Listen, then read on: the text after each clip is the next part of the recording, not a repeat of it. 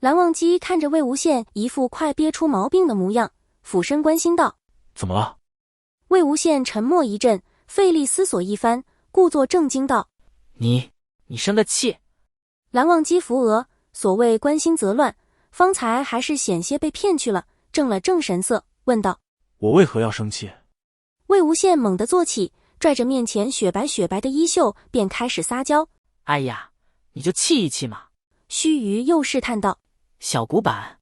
蓝忘机不答，依旧站得笔直，端正且疑惑地望着他，浅色的眼眸澄澈干净，不带一丝怒火。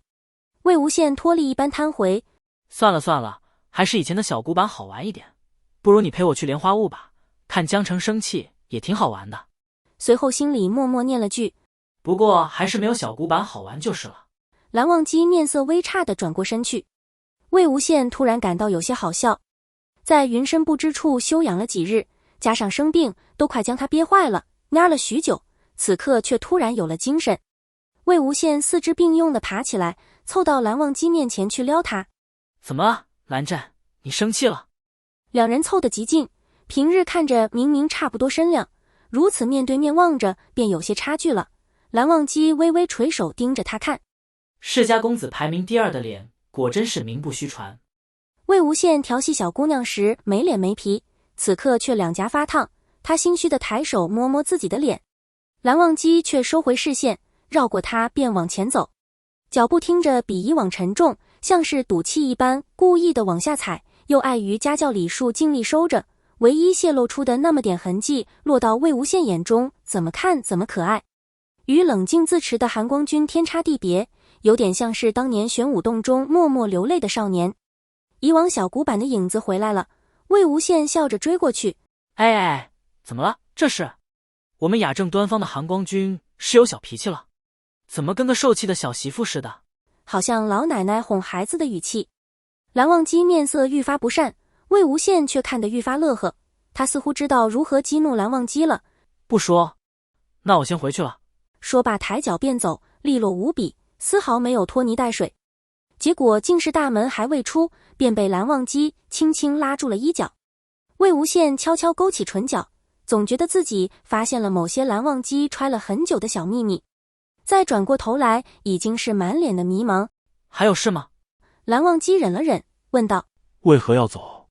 魏无羡理所当然道：无聊啊，你们云深不知处是什么地方，不用我多说了吧。再加上你。说着，他在蓝忘机肩膀上拍了2下，叹口气，啧啧2声：你这小古板，半天都蹦不出一个字来，如此这般，我还不如回去找江澄。果真如他所言，那一番话过后，蓝忘机半天没憋出一句话。也不知过了多久，魏无羡看着天边的云朵飘过了2片，脚麻过了一轮，蓝忘机才终于挤出几个字：你每日夜间还虚。这不重要，姑苏与云梦相距虽远，但御剑而行也不过半天。噗！哈哈哈哈！蓝忘机方才像是当真极了，连带着说话都颤颤巍巍的，似乎忘记了方才生气的是自己。正极力挽留，谁想魏无羡自己先忍不住了，捂着肚子蹲在地上，笑得就差打滚了。魏无羡拽着蓝忘机衣衫下摆：不行了，蓝湛，我肚子疼，哈哈，起不来了，你扶我一把。蓝忘机彻底黑了脸：哈哈哈哈！蓝湛，我就说你一副冷冰冰的样子，其实心里还是想和我一起玩的，对不对？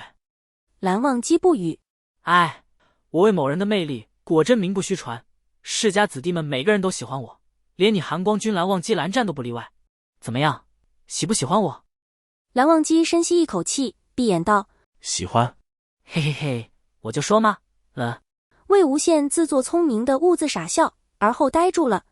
此一呆原因有2，一是他以为此事不过一件玩笑，方才那句话也不过为了逗逗蓝忘机，火上淋那么几滴油助兴而已，蓝忘机应当被气到说不出话来才对，至多一个滚字，谁想他竟大大方方承认了。他承认了。2是蓝忘机承认了，不错，此条须拿出来特别强调，蓝忘机承认了。魏无羡想了半天才道：蓝湛，我开玩笑的，你别当真。蓝忘机道：我从不曾开玩笑。魏无羡怎么感觉好像挖了一个坑，把自己埋了？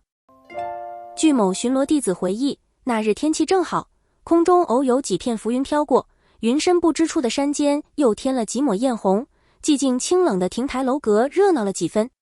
他踩着落叶巡逻，正寻思着该记洒扫弟子几笔，路过净室，远远地看到一黑一白两个身影，黑的那位率先出来，白的那个紧随其后，正是他们家韩光君以及每晚准时落到韩光君身上的云梦魏公子。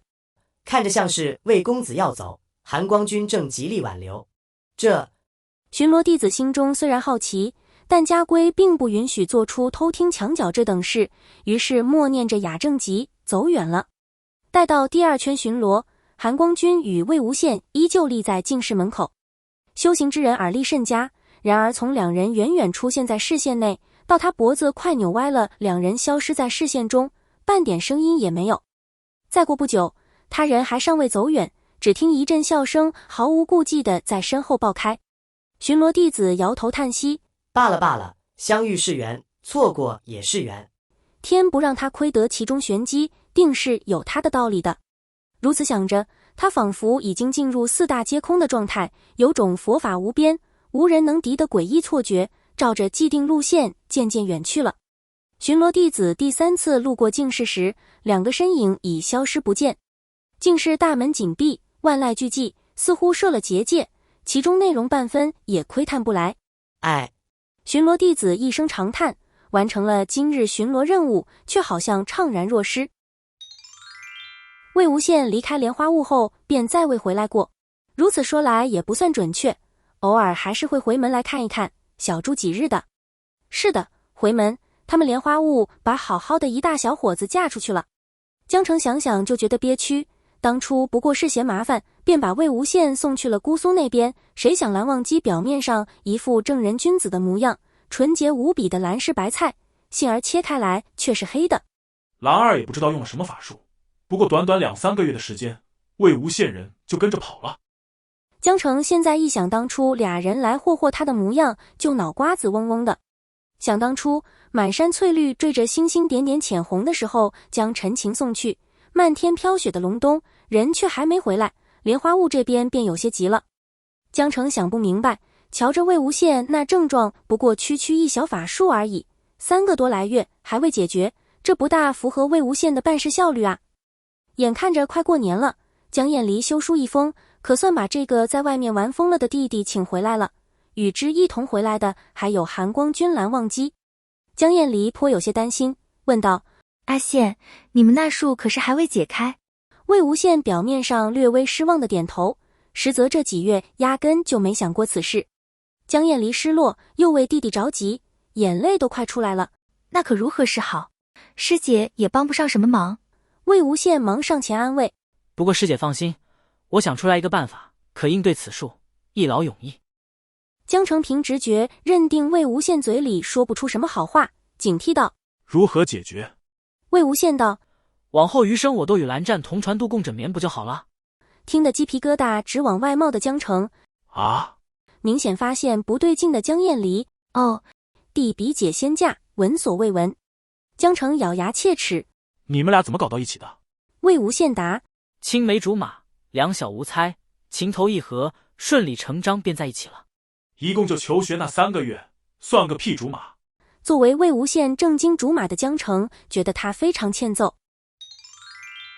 姑苏韩光君与云梦魏公子喜结连理，各家虽觉有些荒唐，但迫于2大世家压力，也不敢乱说什么，一个挨一个的将红包包的老大前仆后继的送过去。2家之中最茫然之人要数蓝启仁与江澄了。蓝启仁疑惑，忘机竟然喜欢那个魏婴，他们俩是如何在他眼皮子底下搞到一起去的？